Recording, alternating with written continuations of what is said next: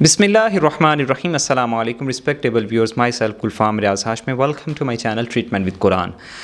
Today we will talk about amulets. You have seen amulets in your life, and Muslims, a majority of Muslims, they hang amulets in their necks.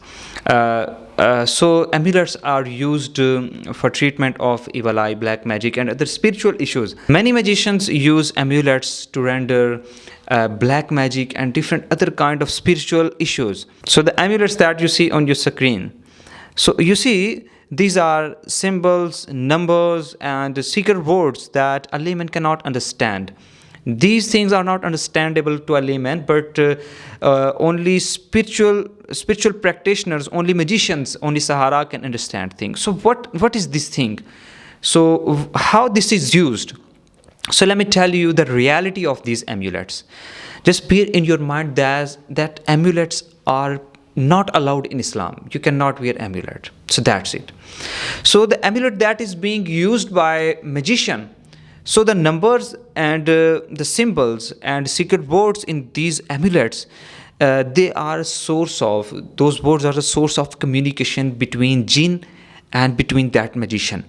So in these amulets, magicians, they instruct and they orders jinns to do a particular task, to do a particular thing. So this is a source of communication between jinns and between the magicians. So some spiritual healers, some people think that when they find amulets in their home, they burn it and they think that we have destroyed the magic. So this is not the thing. Destruction of amulets, when you burn amulets, when you destroy amulets, so this doesn't mean that you have invalidated the magic. So this is not the thing, because amulets, they are only a source of communication. They are not the thing on which magic has been performed.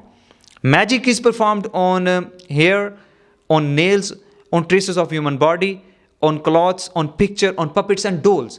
So these things are used in rendering magic. These things are used in doing magic. So after doing, these things are buried somewhere. So when you locate those things and when you find those buried things, then you destroy these things, then magic is invalidated. Otherwise, if you do not find these things and you just find the amulets, then keep reciting chapter Al-Falaq and chapter An-Nas and keep reciting verses of Ibtal Sihr, verses to invalidate the sihr, verses to invalidate the magic. So this thing is necessary to invalidate the magic.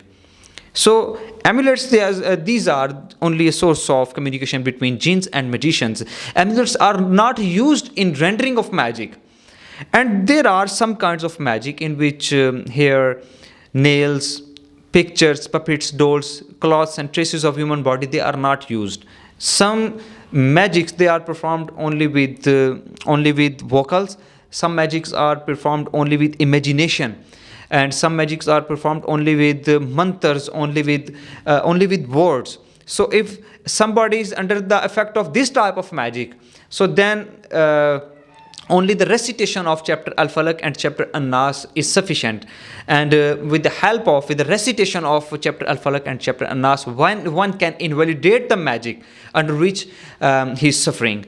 So Quran has a solution of every problem. Quran and Sunnah of Holy Prophet has solution of every spiritual problem. So if you are under the effect of evil eye, black magic or witchcraft, just keep reciting chapter Al-Falaq and chapter An-Nas and you will be cured. Assalamu alaikum.